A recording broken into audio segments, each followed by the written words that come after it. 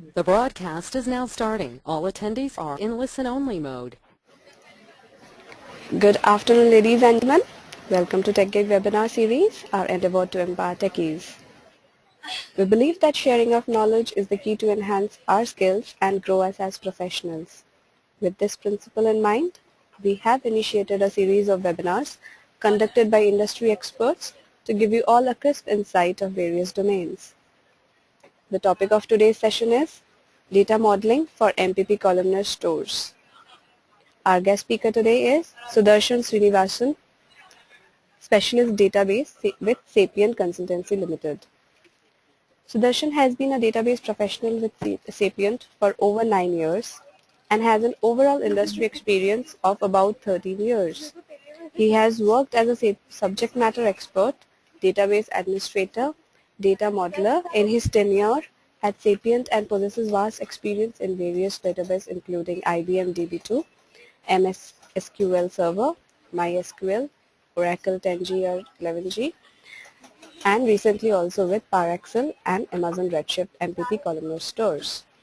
Throughout his tenure at Sapient, Sudarshan has spearheaded and assisted multiple projects in doing proof of concepts to demonstrate product capability, be it IBM DB2, Oracle or MS SQL Server, troubleshoot performance issues, and provide simple yet scalable database solutions.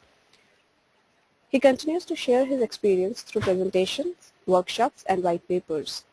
So, without further delay, I introduce you all to our guest speaker. Over to you, Subramanian. Over to you, Sudarshan. Yeah, thank you. Thank you for that introduction. Welcome to this TechGig webinar. Today's topic is data modeling on MPP Columnar Stores. Let me present to you the agenda for the day. We'll quickly brief through the introduction, and other than the introduction, we will quickly cover the architecture of MPP Columnar Stores, their key advantages, see how to do data modeling for MPP Columnar Stores, and see how they fit in the big data world. We will have a question and answer session at the end, so please reserve your questions till that time. In today's world of data explosion, big data, real-time analytics, deep analysis, MPP Columnar Stores are gaining fast adoption and acceptance. Be it production houses, retail chains, hospital management systems, healthcare systems, every organization wants to do more analysis of data, wants to do it faster, wants to do analysis on ever increasing amounts of data. If I may call mountains of data. It is well established that traditional data warehouse systems or row-based databases are unable to scale and cater to this ever increasing demand for accommodating more data without compromise on performance.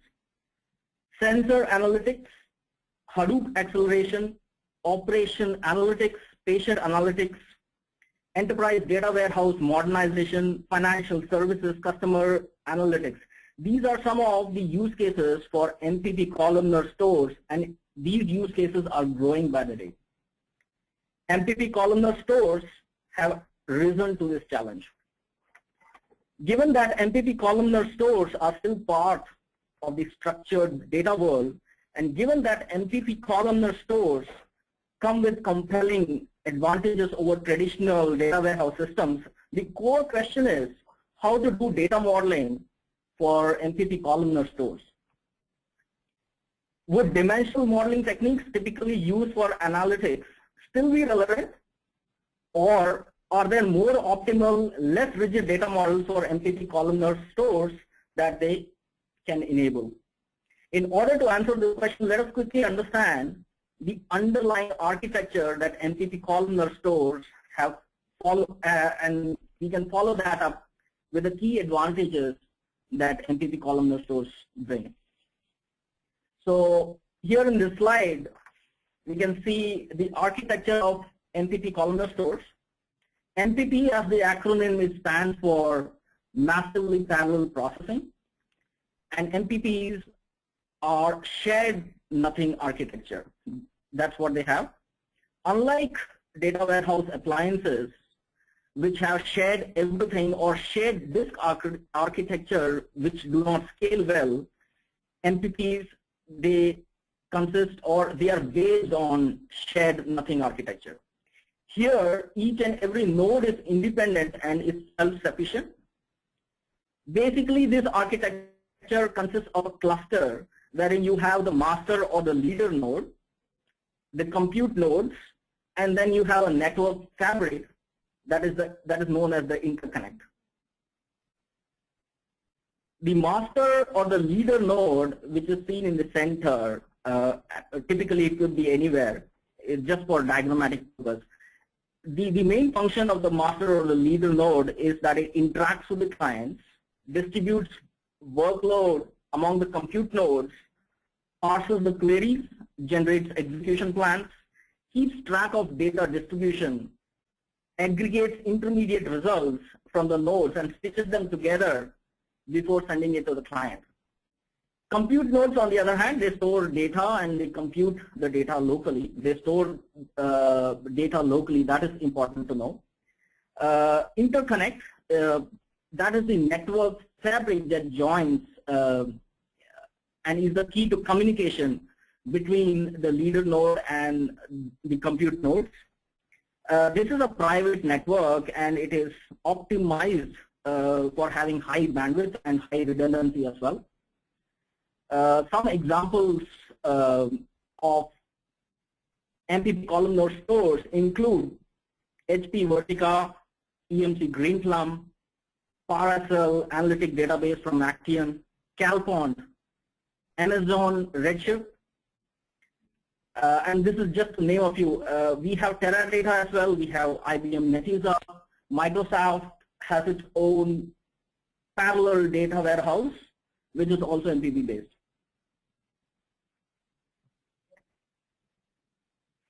Columnar databases have a different way of physically storing data as compared to row-based databases. Now, not all MPP systems are columnar, but today we will basically cover those which are both MPP as well as columnar. Columnar databases have an entirely different way of physically storing data as compared to row-based databases. And in this diagram, you can see that this is a typical table structure. In a row-based database, the entire row gets stored in a block. But in a columnar store, it is a column which gets stored. So employee number, which is 1, 2, 3, 4, 5, and going on to 6, all of the entire column gets stored into one or multiple column level blocks. Now this enables better compression, and MPP Columnar Stores, they also employ deduplication algorithms on top of this compression. Columnar stores or columnar databases, they also support native analytics. Native being out of the box, aggregation and analytics are based on column data and not row data. As a result, columnar stores, they support native analytics. In row-oriented databases, the size of the table itself affects query performance.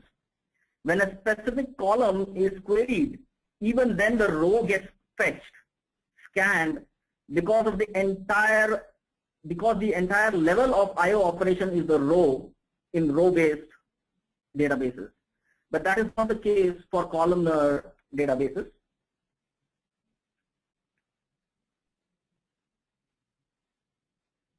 And also, one of the main advantages as compared to row-based is columnar stores do not need maintenance and fine-tuning for performance. They do not need indexes.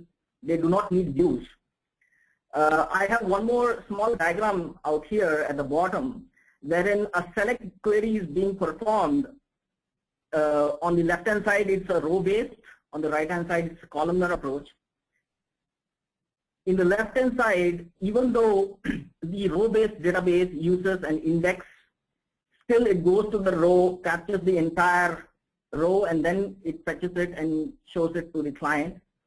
But on the right-hand side, columnar databases, they simply do the scans on the columnar level, and as a result, the performance is way much faster, way much better over row-based databases. Not only this, it simplifies storage and database administrative tasks as well, the columnar stores. The reason being, you don't need indexes, you don't need views, materialized views, various other database maintenance objects. Now that we have seen the architecture for both MPP systems as well as columnar stores, and we have seen how they store data, let us now look at the key advantages that MPP columnar stores have. There are many advantages, and what I've done is I've clubbed all of these advantages into an easy to view diagram for you. Massive processing. MPP columnar stores, they bring about massive processing power to work with petabyte scale of data, returning results in a fraction of time that would have taken for a typical RDB or a row-based database. This is possible due to workload and data distribution across the compute nodes. That's one of the advantages. You have scalability. In traditional non-MPP systems or row-based systems, increasing the hardware resource, which is the CPU or the memory or the disk, is a challenge and is also limited. There is only so much that the system bus can accommodate. This is not so in MPP columnar stores. You can add more compute nodes to the cluster, and the compute power of the entire cluster scales linearly. You have petabyte scale support for the statisticians who are on the call. 1000 gigabytes is 1 terabyte. 1000 terabytes is 1 petabyte. You also have exabyte, you have zettabyte, you have yottabyte, and so on. You can actually look up the Wikipedia for more information on that. But MPPs support petabyte scale of data, and even this scale of database data support is also increasing. This is possible due to the smart columnar compression and data distribution across the nodes that MPP columnar stores employ. Divide and conquer, that's one more advantage. MPPs employ this technique very effectively. Data is distributed across the nodes, and each node processes its own local data when a query is executed. This improves query performance drastically, sometimes to the tune of 100 times over traditional RDBMS systems or data warehouse systems. Advanced compression. The compression mechanism that is employed in MPP columnar stores are advanced.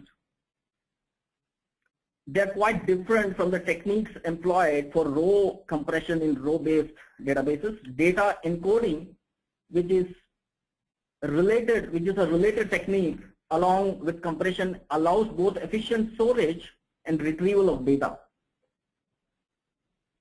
with the use of fewer hardware resources.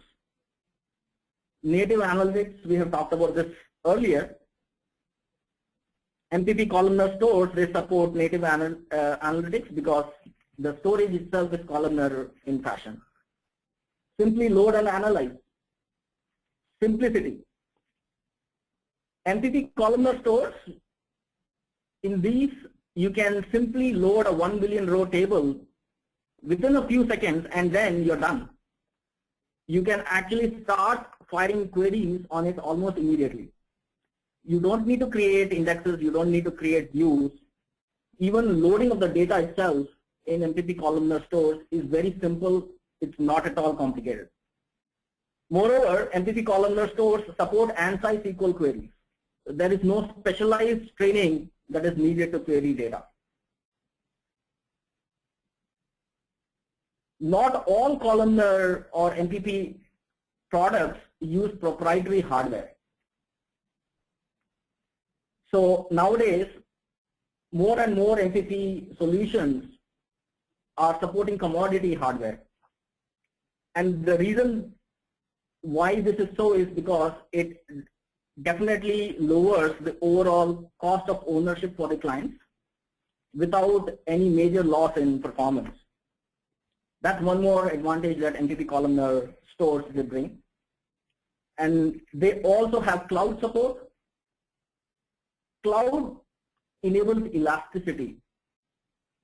Amazon Redshift is an example of MPP Columnar, which can be deployed absolutely in the cloud. It is actually a cloud-based MPP Columnar Store. Further, cloud support can reduce the cost of infrastructure maintenance, and it also eases scalability on the fly, which is what is elasticity. In-memory support, MPP Columnar Stores nowadays are also supporting in-memory capabilities and implementations. They integrate with big data. MPP Columnar Stores have efficient adapters that integrate with other big data processing technologies such as Hadoop, NoSQL, which have proven their ability to process unstructured data. This capability is making MPP Columnar Stores the bridge between the worlds of structured and unstructured data. Not only all of this, with all of these advantages, MPP Columnar Stores definitely bring a reduced time to market due to its scalability, high performance, and ease of use. I would like to further refer you to the research. We have a link out here.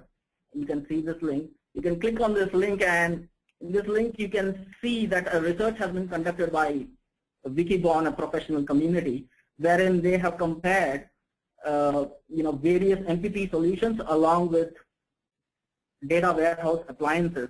And I quote them, the cost of hardware and software was about 40% less than the cost of the traditional data warehousing system. That is what they have found. That's an amazing cost reduction when you compare these solutions at this scale. Now that you have seen the key advantages of MPP Columnar Stores, let us go back to the main core question for which we are doing this webinar. How best do we model data on them to leverage their benefits? One important note that I would like to bring out here is MPP Columnar Stores definitely cater to analytics. Therefore, most of the data warehouse modeling or the dimensioning modeling, Star Schema techniques definitely apply to Columnar Stores. Many of the rules can be modified or maybe skipped altogether for MPP Columnar Stores. We are not reinventing the wheel out here. No, definitely not. We are merely going to see what modeling techniques are best suited for MPP Columnar Stores. Granularity. Granularity is the single most critical design aspect in modeling the data warehouse. The grain establishes exactly what a single fact table row represents. The grain also needs to be decided before designing facts and associated dimensions. Here, what I have done is I have taken an example of granularity from Bill Inmon's Building the Data Warehouse, the 4th edition. And if you look at this example, there are two grains that have been defined to help you understand better. A detailed grain is declared, and the grain that is declared out here is details of every phone calls made by customer for a month, while coarse graining is summary of phone calls made by customer for a month. On declaring these two types of grains, the following is immediately evident.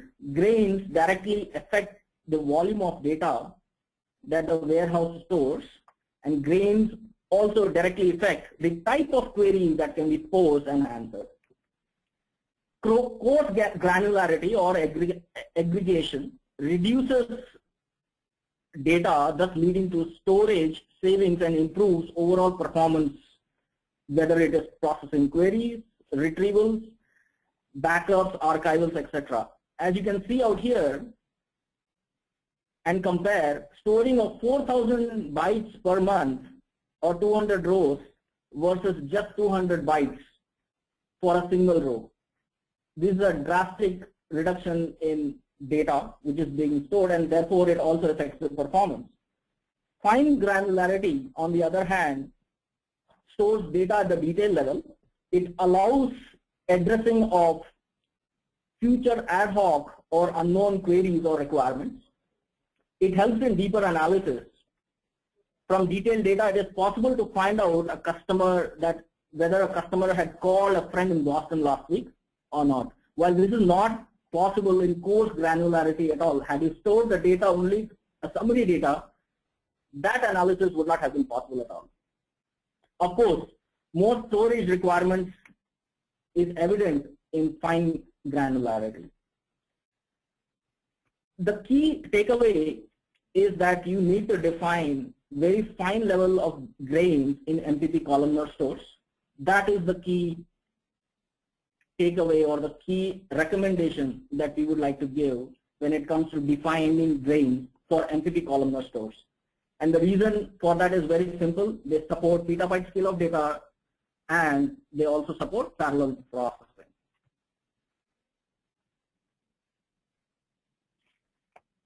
Data distribution and co-location.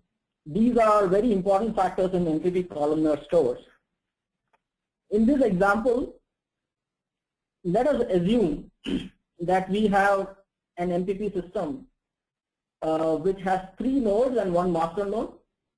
And let's also assume that there is a table of products, and it has been divided or it has been distributed according to its product ID, which is 147 and so on. Now, if we can have 2 types of queries, or let's take an example of 2 queries. Select star from products where the product ID is 5. And you have another query. Let's assume that there is another query where it says select star from products where product ID is in 1, 3. It's very evident for the first query, the master node will parse and generate the query plan and will then issue the query to node 2. And it will do this because it is aware of the data distribution of the table. Now the query needs to only scan 3 rows in node 2 as compared to 9 rows had it been a normal non-MPP database and a simple table. For the second query, the query is submitted to node 1 and node 3 in parallel. The parallel word is important out here. Each parallel process will scan only 3 rows and return the data set back to the master node. The master node in turn will stitch the results together and present it to the client. And as a result, data distribution in MPP Columnar Stores definitely help in even workload and distributing data. They improve drastically in query performance by skipping the nodes and by doing fewer scans. Ensure it's important. An important aspect that you need to consider is that distribution can happen only on a single column. Teradata is an exception out here. Teradata seems to allow distribution on multiple columns. The other important aspect is improper distribution of data can cause poor performance in MPP Columnar Stores. And there is the important aspect of co-location as well, which we will see in the coming slide.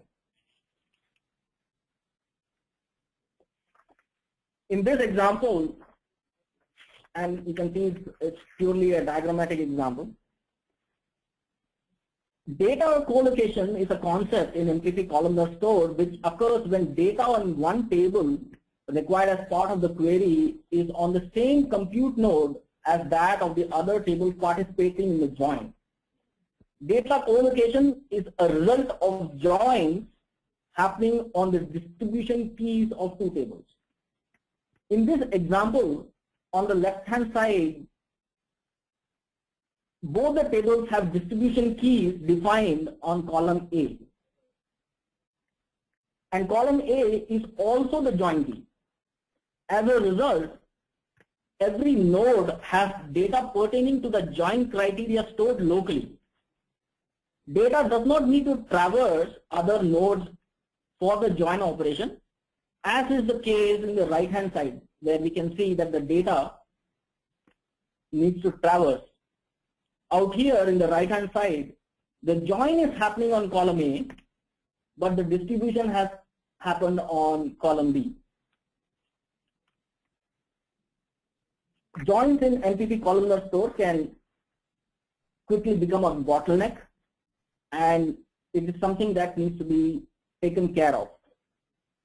Now, it is immediately evident that data co-location cannot happen for all queries, and that is because distribution happens only on one column and can be defined only during table creation.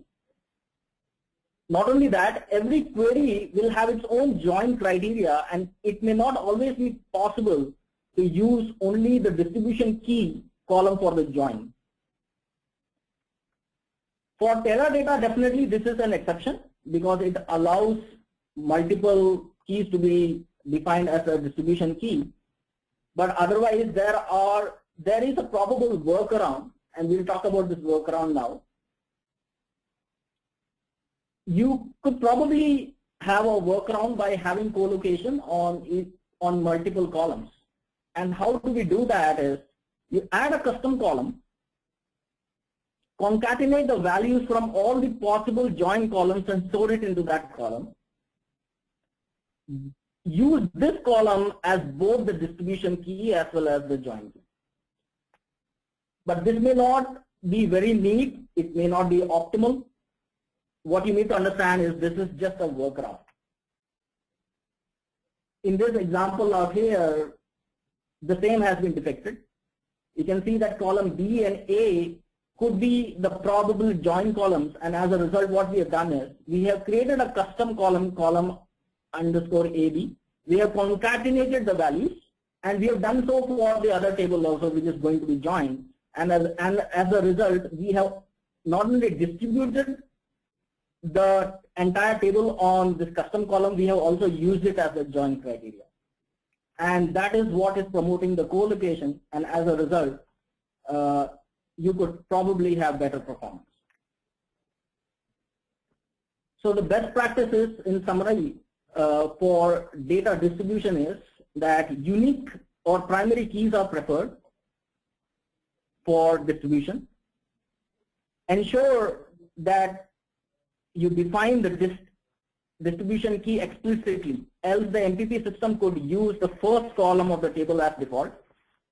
Try to promote data co-location by using distributed keys and join keys together. Evaluate the use of custom columns with concatenated values. Try out different options, columns for distributions before finalizing. When nothing else seems to be a perfect, when no other column seems to be a perfect candidate for distribution, allow the MPP Columnar Store to use the default measures.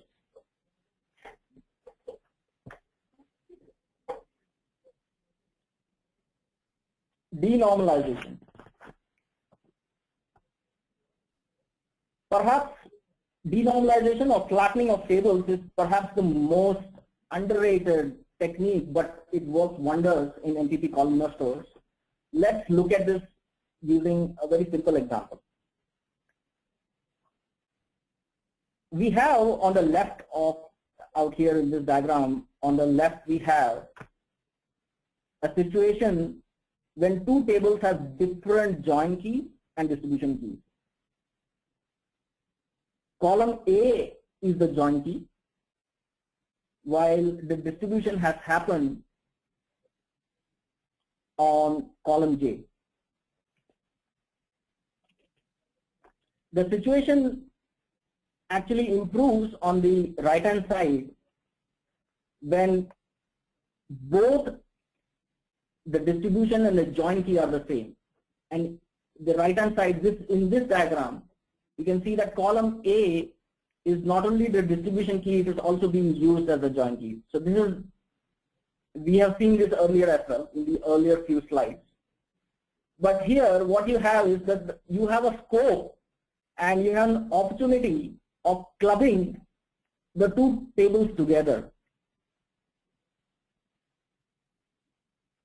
If you look at this diagram now,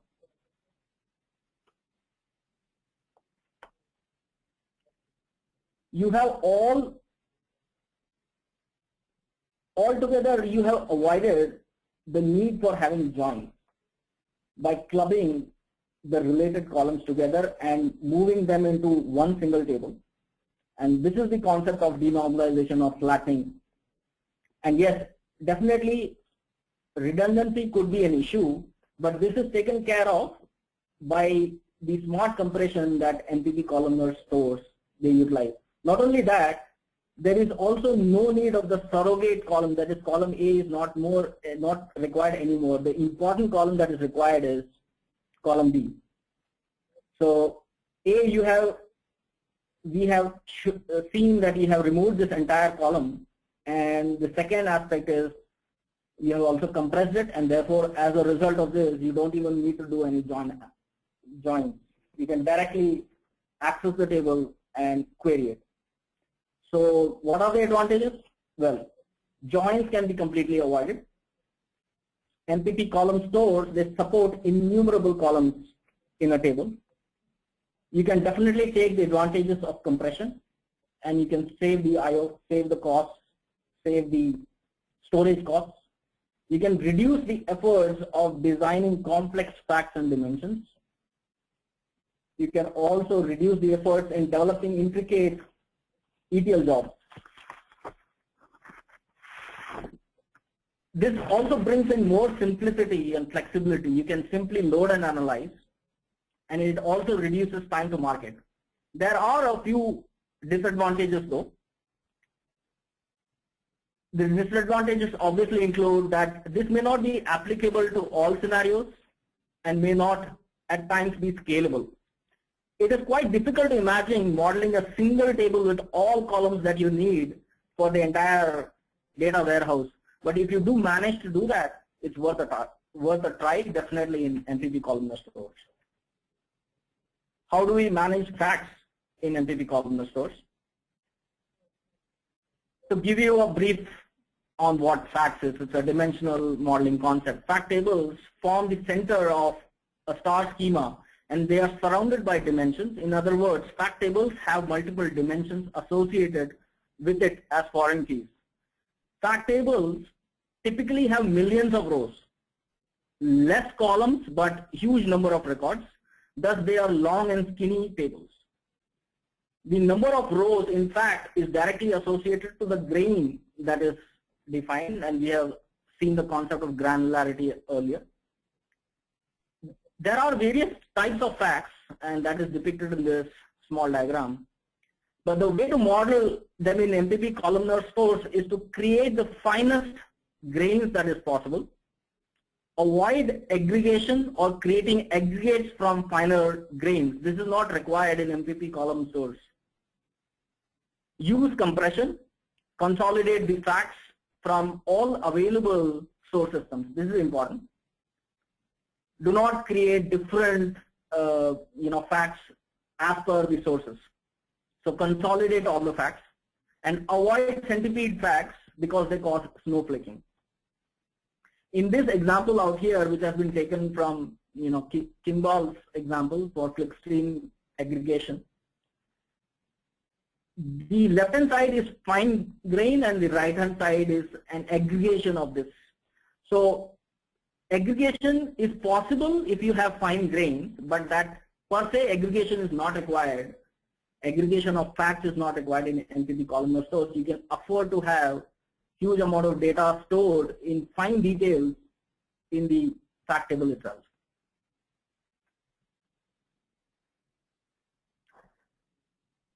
Moving on, how can we manage dimensions? Dimensions categorize and describe data warehouse facts and measures in a way that support meaningful answers to business questions. Dimensions describe the who, what, where, when, how associated to an event. Facts and measures are sliced and diced and even drilled across various dimensions. Dimensions are short but are fact tables. There are many types of dimensions, but most of them have and can definitely be avoided in MPP Columnar Stores. In short, they can be flattened. Degenerate dimensions are those with no content except for its primary key. Example, an invoice number is a valid dimension key, but it does not have any specific fields to describe it. So how do we manage degenerate dimensions is that we try and club them together with the related facts, flatten them. Hierarchical dimensions are those that have hierarchy associated. Examples include sales region, hierarchy, product categories, inventory types, etc. You should flatten hierarchies also. Do not worry about data redundancy at all in MPP Columnar Stores. Avoid the risk of snowflaking, which are associated to hierarchies. Snowflake dimensions are related to hierarchies. Snowflake schema is a variation of the star schema, where the dimensions, the snowflake dimensions are further related to multiple dimensions. In a star schema, each dimension is further related to multiple dimensions. Then the shape starts to resemble a snowflake, and therefore the name snowflake. Product category, sales region, etc. can be modeled as a snowflake, but in MPP Columnar Stores, try and avoid them. Outrigger dimensions or bridge tables are used to manage many-to-many relationships. Again, they are more related, they are more limited compared to snowflakes, but definitely can be avoided in MPP Columnar Stores. Similarly, you have shrunken mini dimensions, you have junk dimensions, you have calendar date dimension. Calendar date also, while there are many advocates of calendar date dimension, it is recommended that you add the date column directly into the facts. Do not create a separate date dimension. This will ensure that you avoid the joins with the date calendar dimension. Moving on to flags and indicators, you should try and expand the abbreviations and compress the column. Surrogate keys definitely should be used along with natural keys, and try and avoid null indicators for dimensions. Instead of using null, you can try and use an indicator such as not available, and then you can compress that entire column. So these are some of the practices or ways to manage dimensions in MPP Columnar Stores. Moving on, slowly changing dimensions. Over time, dimensions can change with time. Very typical example is address fields of customers or loan status, etc. They can change with time. When the value of a dimension gets updated, then there comes the question as to how to maintain the earlier value. There are many ways to deal with such slowly changing dimensions, and here is a summary table that we have depicted of how to, there are various techniques to handle slowly changing dimensions, type 0 to type 7. But what we have seen is for MPP Columnar Stores, the best way to handle slowly changing dimension is type 3, wherein a new column gets added, and the new column can store the updated value. Key recommendations for MPP columnar databases include that ensure that you manage these slowly changing dimensions purely on business needs. Type 3 is a recommended option. Strive for a simpler design. Perform tests on various and different types of slowly changing dimensions before finalizing on one. but the recommended option definitely is type 3. Now that we have gone through various dimensional modeling techniques for MPP columnar stores, let's quickly also look at how to handle DML operations. MPP columnar stores are not for performing transactional operations, that is insert, updates and deletes. MPP columnar stores, while being very fast, do not replace transactional OLTP systems. MPP columnar stores are definitely meant for handling huge amount of structured data and to perform fast analytics on them. Now, why is it that inserts are slow in MPP columnar stores? Traditional row-oriented databases handle inserts way much better over column-oriented databases. While row-oriented databases insert a single row, column-oriented databases insert the value of the row into each column. And each of these columns could probably be stored in different blocks, several blocks or several files. As a result, inserts become quite slow. Traditional inserts become quite slow in MPP columnar stores. So as a result, the best practice obviously is to use bulk loading wherever it is possible for MPP columnar stores. Out here there are some numbers that we have shown. The insert performance that was observed for a million row having 16 columns was found to be about 12,500 rows per second approximately. But the load performance, even for a 10 million row operation for a 100 column table, was found to be 6,25,000. It's an amazing increment when you compare to traditional inserts. Therefore, the load performance, moreover, it does not dip with the increase in the number of columns to be loaded or in the increase in the number of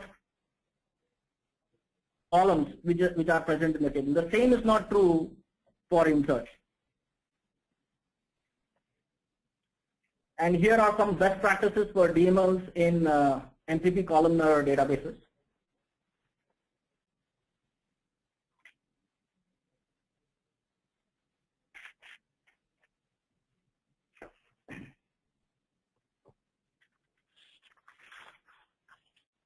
So clearly use bulk loading, try and avoid normal insert statements.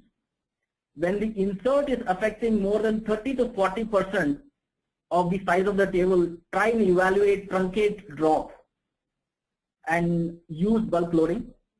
If it is not always possible, try to see if you can at least use the CTOS, which is the create table as select.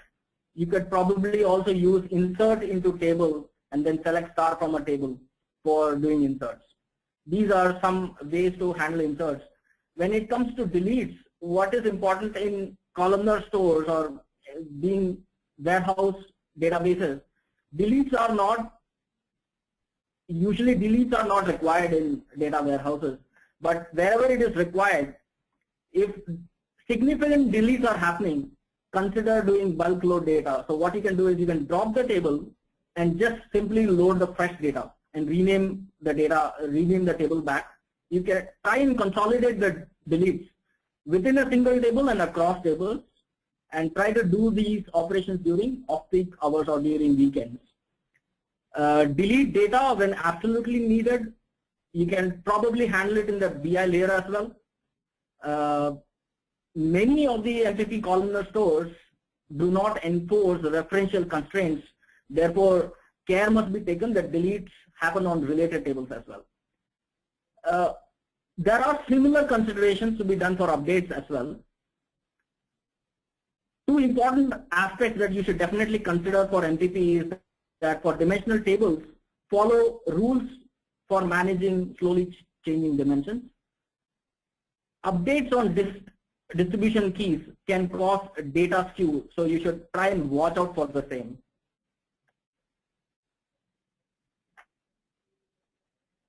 Moreover, for significant updates as well, consider drop and load. And after you have done significant update changes, in the table, you can also consider redistributing the data after, this is just to avoid the data skew. Now that we have seen, the data modeling approaches that are best involved in MPP Columnar Stores and some of the best practices, let us quickly also see how MPP Columnar Stores fit into the big data world. In this diagram that you can see in front, we have the structured data world on top, having OLTP transactional source systems. The ETL processing extracts, transforms and loads data into the traditional enterprise data warehouse. Now, due to various key advantages of MPP Columnar Stores, they have carved a niche and a place and a unique position for themselves in the structured data world. And this is also because traditional data warehouse systems do not scale.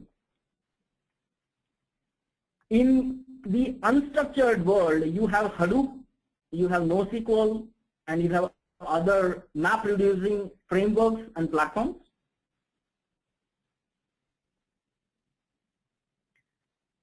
While Hadoop-based technologies enable such scalable analytics platform for unstructured data, MPP Columnar database enables such for structured data.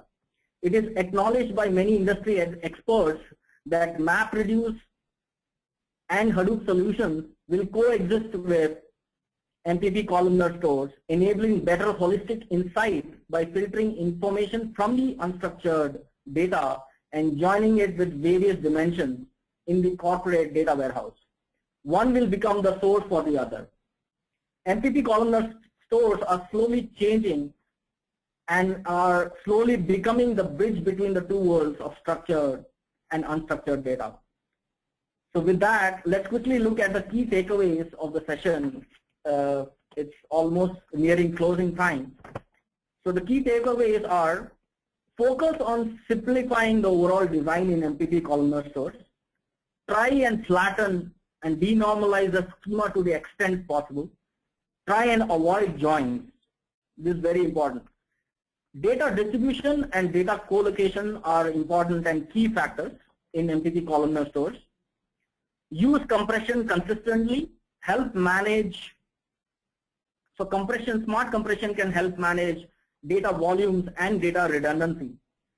Surrogate, which are unique numerical keys, are good distribution key candidates.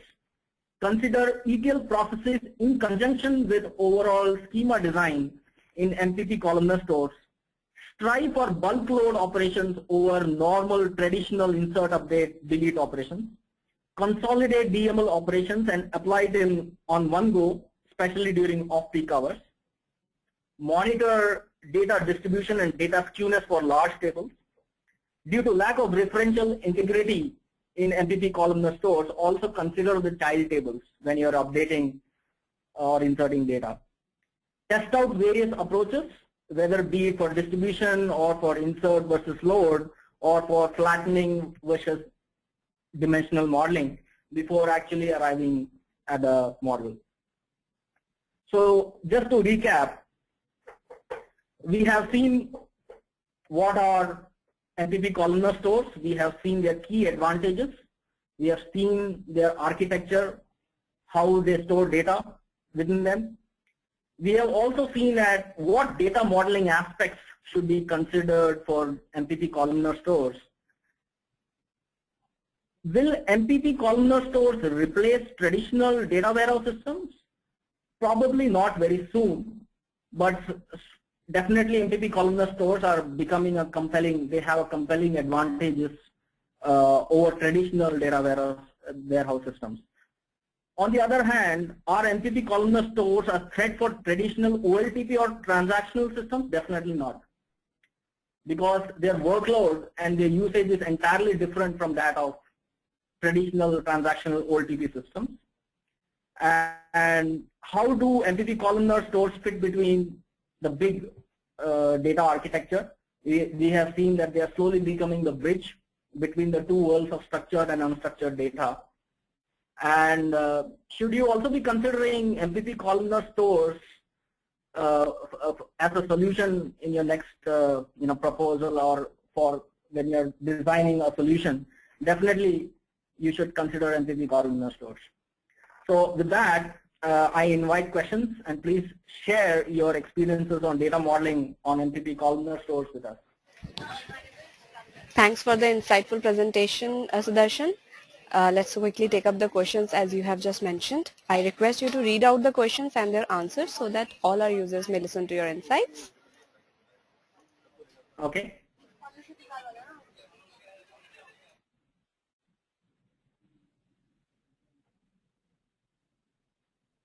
Okay, so there is one question which Ram has asked for. If a fact table is exabyte and a dimension table is petabyte, how is join handled?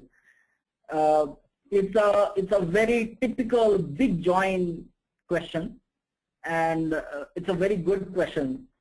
The way to handle big joins is definitely how to distribute data and try and see if you can have data co-location. So distribution and data co-location are the key answers and the key ways of tackling the big join problem. And the other important fact is that you can try and denormalize and flatten these structures to the extent possible. So you can try both of these approaches to actually cater to this kind of a problem. I hope I've answered your question, Ram. The other question someone has asked is, what is the maximum limit for columns in MPP Columnar Stores? Well, there is no limit per se. We have tested out various MPP Columnar Stores. You can add as many columns to a table as is possible. They do not impose any limits to the number of columns. Another question that has come in columnar, does it index every column when you're querying? How does it work while fetching the data for a specific query? Murli has asked this question, and well, it really does not index, or it doesn't create index structures which are there in traditional row-based systems. Columnar stores do not need, MPP Columnar stores do not need indexes or views or materialized views for that matter. The way that they store the data intrinsically in their column, the way by which they store the data in columns, that is important. Not only that, they have encoding and they have smart compression also, and as a result of that, huge amount of data can get stored in these columnar tables, and query fetching becomes very fast, and the overall performance is very fast. Some MPP Columnar Stores have established more than 100 times better query performance for huge amount of data sets, compared to traditional, RDBMS or row-based systems. I hope I've answered that question. Someone has asked a question, new features of MPP Columnar Store. I'm not sure what does this mean, but MPP Columnar Stores, they continue to evolve in this scenario. In today's world, data explosion is happening. Every organization needs to or seems to want to analyze huge amounts of data. So definitely MPP Columnar Stores and their vendors, their products are definitely evolving with time. And one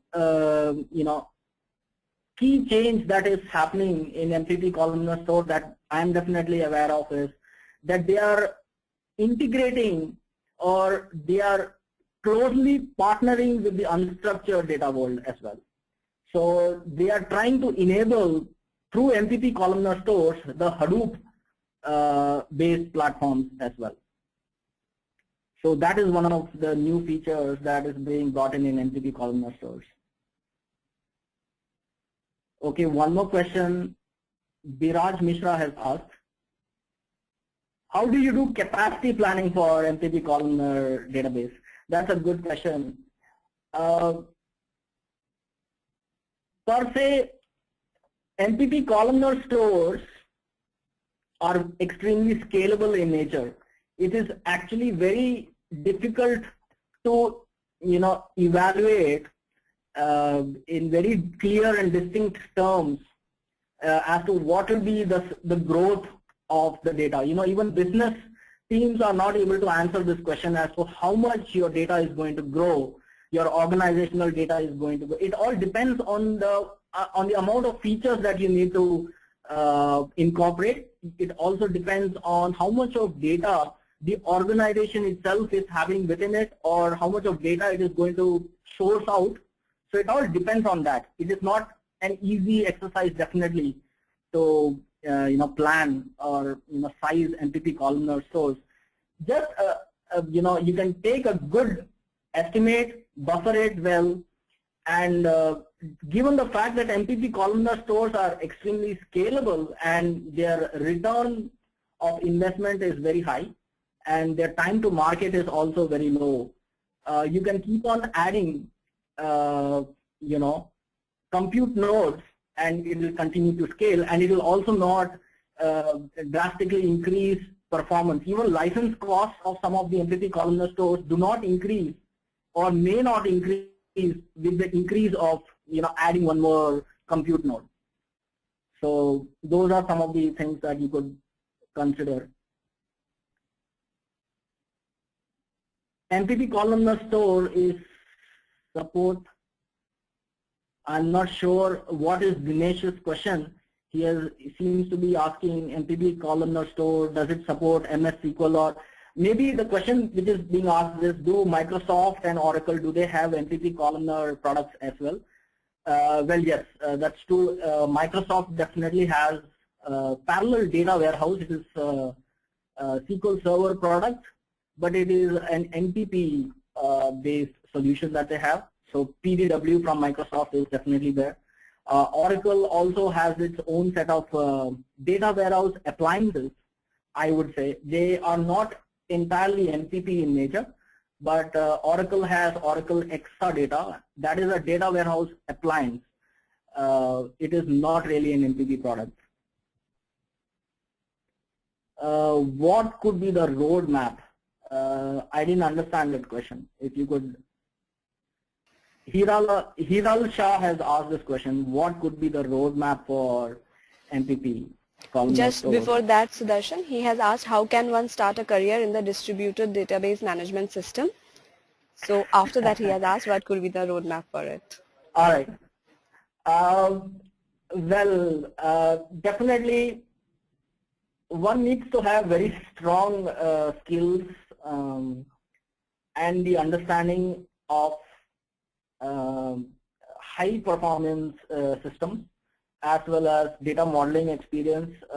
Should definitely understand dimensional modeling approaches, should be open to actually unlearn some of the concepts. That's also important.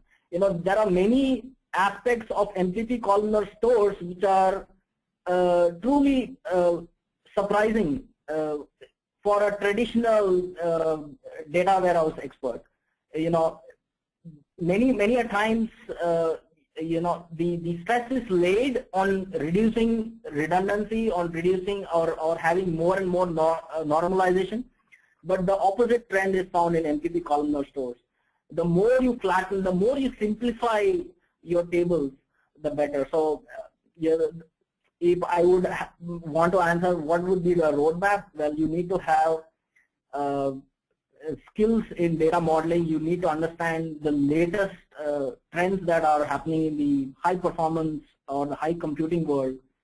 So those are some of the roadmaps for starting the career. Yeah. Sudarshan, we have long list of questions with us, but due to time constraint, I have to request you to take the unanswered questions offline, which I will share with you through email. So before we close down, if you would like to sum up the session for today. Yeah, absolutely.